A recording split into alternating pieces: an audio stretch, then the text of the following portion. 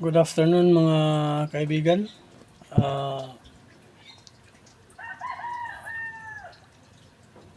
Isang mapagpalang hapon sa ating lahat. Ano po? Meron akong konting i-share sa inyo na mintras tayo ngayon ay may lakas pa. Mayroon pa tayong lakas at hininga na dapat nating gawin sa magandang bagay. Ano ba yung magandang bagay? Ang magandang bagay ay yung paglilingkod natin sa Panginoon, yung ating natitirang buhay. Ano po? Huwag nating hintayin na aabot sa panahon na gusto nating para pala sa mga naglilingkod sa Panginoon. Ano po? Mintas nga may buhay pa tayo, maglingkod tayo ng may katapatan at maging matapat sa paglilingkod sa Panginoon. Ano po? Tibayan natin ang ating pananampalataya sa Diyos dahil iyan ang magpapatibay sa ating spiritual na paglilingkod sa Panginoon. Mayroong mga hadlang, mayroong mga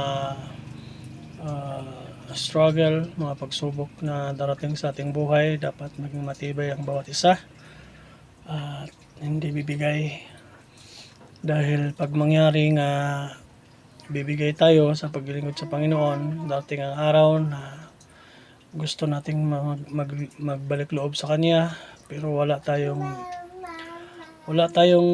mababalikan. Parang maisip natin na wala tayong mababalikan. Gusto nating magbalik loob pero wala tayong mabalikan. Ano po? Napakahirap. Huwag nating hintayin nga mangyayari sa ating buhayan na mangyayari na mag-backslide tayo pagkatapos gusto nating bumalik sa Panginoon. Wala tayong mababalikan, mga kaibigan. Ano po? So, patuloy tayo sa panalangin at pananalig sa Diyos. At ako'y nanampalataya na darating ang kalooban ng Panginoon sa ating buhay, na kung ano man yung kalooban niya sa ating buhay, basta ang importante ay patuloy tayong naglilingkod sa Kanya. Ano po? Kahit anong sitwasyon, kahit anong